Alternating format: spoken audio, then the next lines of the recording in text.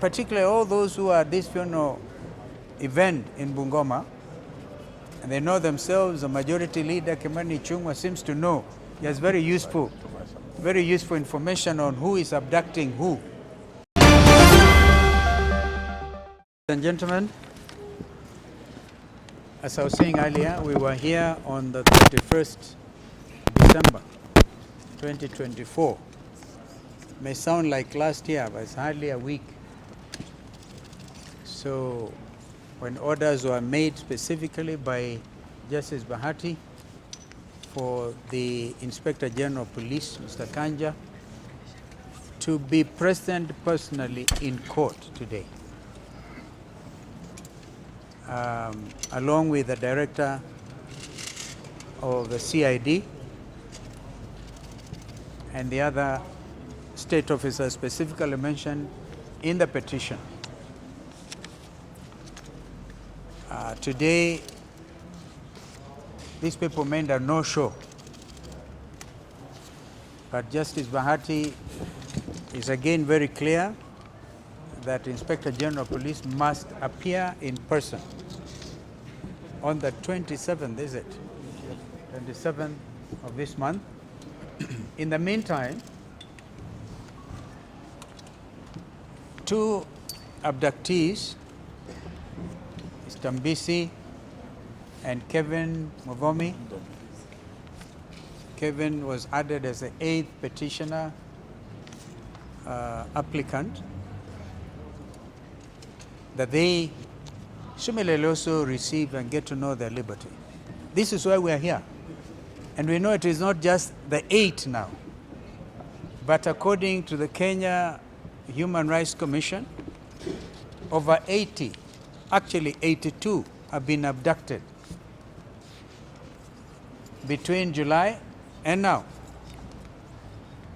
So what we have also agreed we're going to ask the Kenya National Human Rights Commission to do is to also give all these names in the amended affidavits.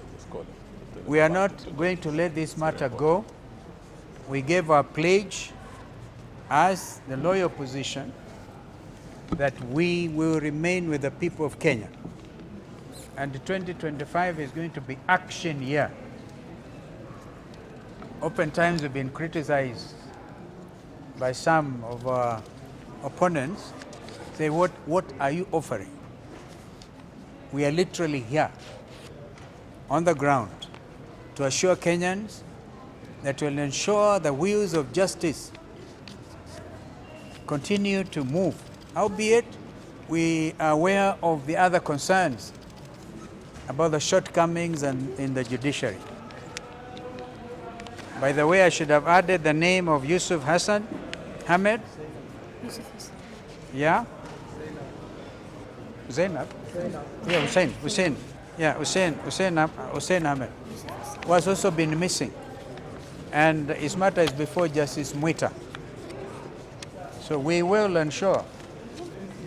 Yeah, this is a missing person.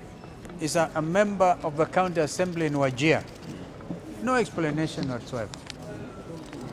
So, of course, we have here some of the ones who have known their liberty.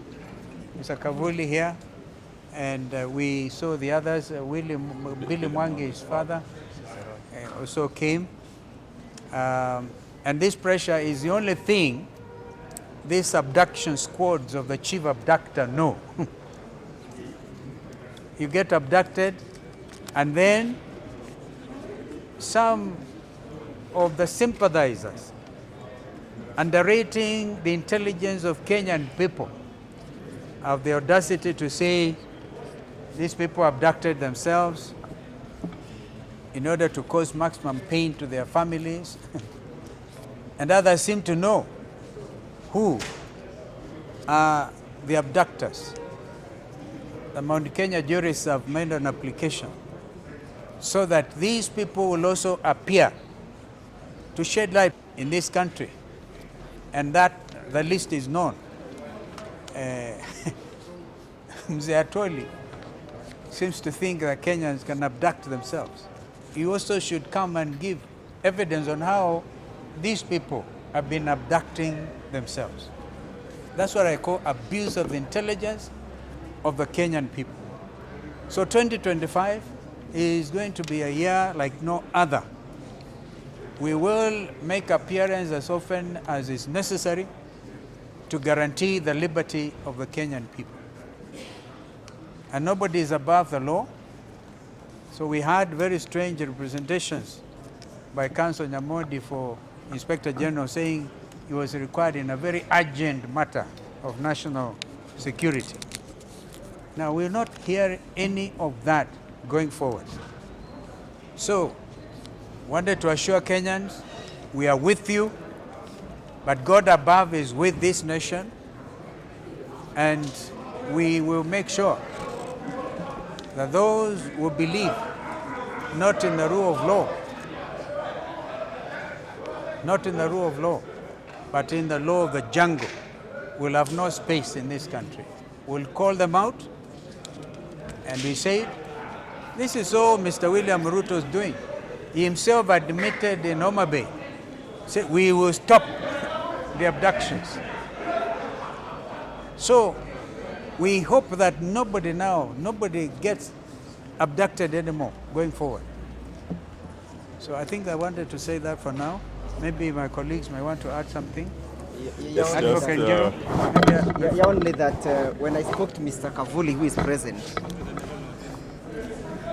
he indicated that when he was abducted, he was handcuffed.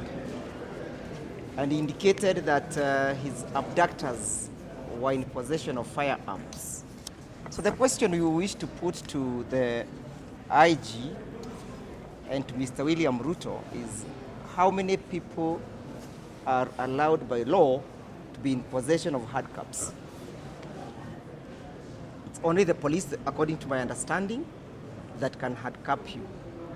And that's why we are saying this matter will not rest until such a time the IG will come and tell us who had cuffed Kavuli, who had cuffed Billy, and the rest. Indeed, indeed. And please note that this maximum pressure is what has earned the liberty of the ones we have in front of us so far. If it was not the threat of Maandamano last Monday, and remember there was the other Maandamano where Senator Omutata and his colleagues were arraigned here. Of course, they did not even have any charges to prefer, and we were able to get them out on 1,000 shillings bail.